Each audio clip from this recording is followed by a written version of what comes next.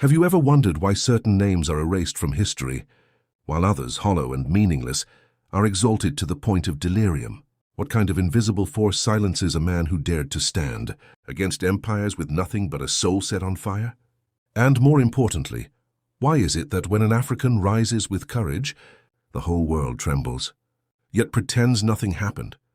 They say freedom has a price, but no one told you that sometimes. It also has a face. And for a long time that face was buried under Western narratives, hidden behind headlines that deliberately left out the spark. Ibrahim Traoré didn't appear by accident. He is the answer the world never expected, the thunder after imposed silence. And what he did can no longer be ignored. Forget everything you've been told about African heroes. Forget the textbooks, the hollow documentaries, the scripted peace speeches. This story doesn't begin with glory. It begins with blood, with betrayal, with a buried question: who betrayed the African dream? And with every step, Ibrahim answered that question like a blade, carving open the global structures of power. What drives a man to choose sacrifice, knowing the applause will never come? What did he see flowing through the veins of his people that the world refused to acknowledge? If you think you know Africa, prepare to unlearn. This is not a story of war. It is a story of rebirth, of an ancestral spirit returned. One that does not ask for permission, but beware, the deeper you go, the harder it is to return, because in discovering who Ibrahim Traoré truly was, you may also uncover what was stolen from you, your history, your memory, and maybe your own courage, the silence before the storm. For decades, the people of Burkina Faso walked with lowered eyes and wounded hearts, surrounded by promises made in languages they didn't speak, and by leaders dressed as liberators, yet holding colonial contracts in their hands. Africa, the forgotten mother, was forced to give birth to her own executioners. But in the midst of despair, something began to pulse beneath the surface of collective consciousness. A whisper, a memory, a name. Ibrahim Traoré was not born into power. He was born in the womb of struggle. While others chased titles, he listened to the ground when, because African soil speaks, cries, bleeds. And one day that cry grew too loud to ignore. When the eyes of the youth met his, they didn't see a politician. They saw a mirror, a reflection of all they had lost, and everything they still had the power to reclaim. The day fear changed sides. It wasn't a coup. It was an echo, a reverberation of centuries of compressed pain.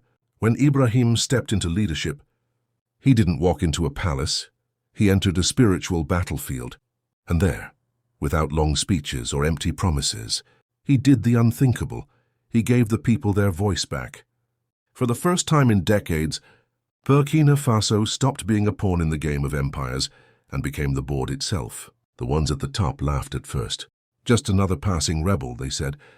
But their laughter didn't last, because instead of selling his soul, Ibrahim summoned the ancestors. Where once there were agreements, there were now ruptures. The same powers that claimed dominion over the world began whispering his name. In fear. At last, fear had changed sides. The machine and the spell. But the system never sleeps. It watches, calculates, adapts, and when it cannot control, it seeks to destroy. What most don't know is that from the very first day, Traoré was surrounded by invisible traps, not only from the outside but from within. The real enemy wears no uniform. He wears a suit, speaks gently and stabs while smiling. But there's one thing the system still fails to understand. There are men who cannot be bought, because they carry purposes too large to fit into a pocket. Ibrahim does not lead with words alone. He leads with symbols. Every gesture, every uniform, every phrase spoken in the public squares carries the weight of centuries of African resistance. He is the spiritual heir of Thomas Sankara, but with the poison of past betrayals, transformed into an antidote. He learned that to defeat the enemy, it is not enough to disarm him. You must disarm the fear inside your own people. The prophecy in motion. Traoré's story is not a straight line. It spirals. It is prophecy in motion. The old priest spoke of a time when the lion spirit would once again walk among the children of the earth. Many laughed, but perhaps without realizing, they are already walking beside him. Because Ibrahim is not an end, he is a sign, a call to those still kneeling before flags that never represented them. The question now is not whether he will endure, The question is, will you? Will you keep pretending you didn't see? Will you keep repeating scripted history while the truth roars inside you? This video is not just about a man. It's about the mirror he holds, and what you choose to do with that reflection could change everything. The awakening or the forgetting. Have you ever heard the sound of your own silence? That exact moment when something inside you realizes it's been deceived, and that maybe, for your entire life, you called truth what was only programming. This video doesn't offer answers. It carries keys, but only those brave enough to open the doors of discomfort will see what's been hidden behind the veil. Ibrahim Traoré never asked for applause. He didn't seek the spotlight. He simply did what free men do. He chose the impossible. And when someone chooses the impossible with purity, they tear through the fabric of reality. They carve paths so others may walk, but the path is narrow, and there are no guarantees.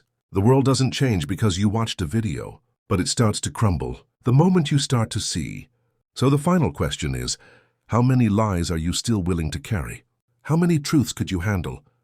If they came naked, without makeup, without filters, Ibrahim Traoré reminds us that there is a war unfolding, not for land, not for oil, but for meaning, for memory, for identity. What you do with this story is not his burden.